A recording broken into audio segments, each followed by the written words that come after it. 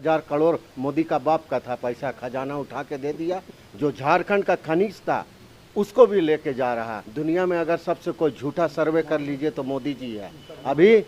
और मुसलमानों के हित में कभी काम नहीं किए, वो मुसलमान से विवाद किए हैं। झारखंड मुक्ति मोर्चा जिंदाबाद, जिंदाबाद, जिंदाबाद। झारखंड मुक्ति मोर्चा जिंदाबाद, जिंदाबाद। जय झारखंड, जय झारखंड।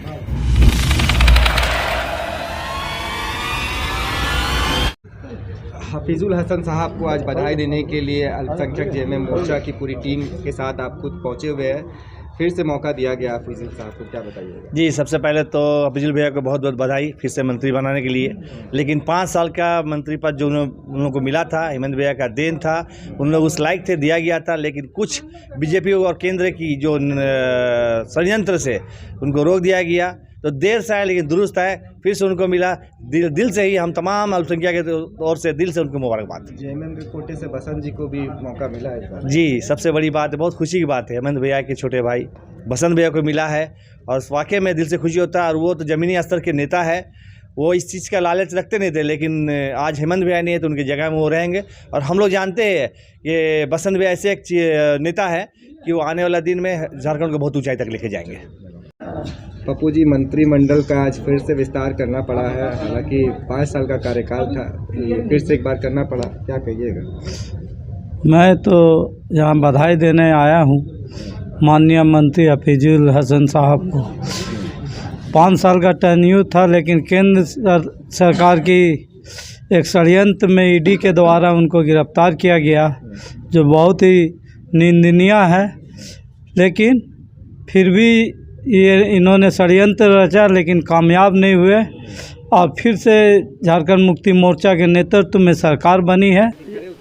ये 2024 चुनावी साल है, एक तो लोकसभा चुनाव है, उसके बाद फिर विधानसभा चुनाव है। लेकिन इतने कम समय पर भी हमको उम्मीद है कि ये जिस राह पे हेमंत बाबू लेके सरकार को आगे बढ़े हैं, तरक्की उसी तरीके से ये भी चंपई सोरेन दा भी उसको आगे बढ़ाएंगे और इस सरकार से सभी वर्ग के लोग खुश होंगे। पप्पू जी, कुछ काम बचे हैं क्या जो आप लोग चाहते हैं कि होना चाहिए था इस सरकार में? एकदम कुछ भी वैसा नहीं है, लेकिन फिर भी जो भी बचा खुचा है वो निश्चित समय में ये पूरा होगा। सबसे पहले तो माननीय मंत्री साहब हफीजुल हसन को मैं बहुत बहुत बधाई देता हूं और हमारे जितने भी जेएमएम के कार्यकर्ता हैं, गठबंधन है, सभी को ओर से बधाई देता हूं, बहुत बहुत शुभकामनाएं हैं। और दुख की ये बात है कि आज हमारे माननीय पूर्व मुख्यमंत्री हेमंत सोरेन जी आज नहीं है हमारे बीच। किसी कारण से जो ईडी के दौरान या भारतीय जनता पार्टी के जिस तरह का प्रयोग हुआ है, उसके कारण आज हमारे बीच में नहीं, दुखी की बात है। लेकिन फिर भी इंशाल्लाह जितने भैया लोग जो हिम्मत से है, सब साथ जुटेंगे और आगे भी जुटे रहेंगे।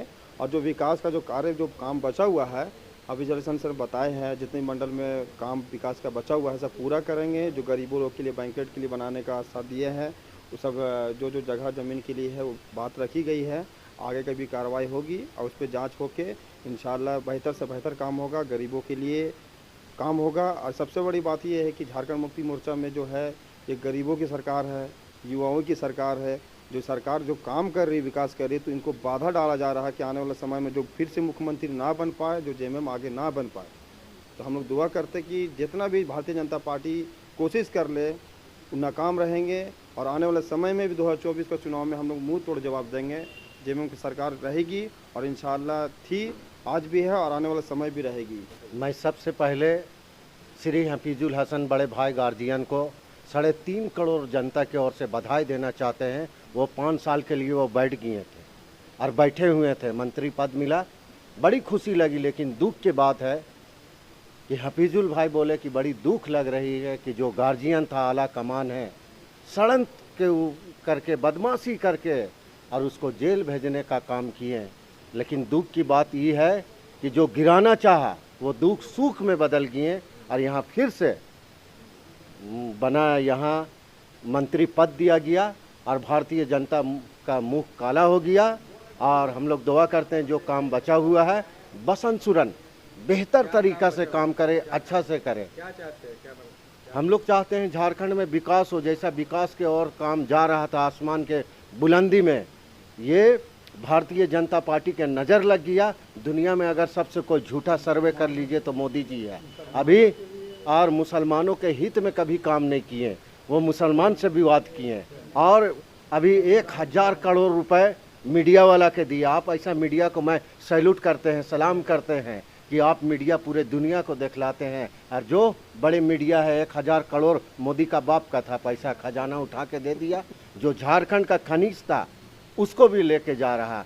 मैं 3.5 करोड़ जनता से निवेदन करना चाहते हैं कि अगले जो चुनाव हो इसको उखाड़ के फेंकिए और ईवीएम से चुनाव नहीं हो, बैलेट पेपर से हो।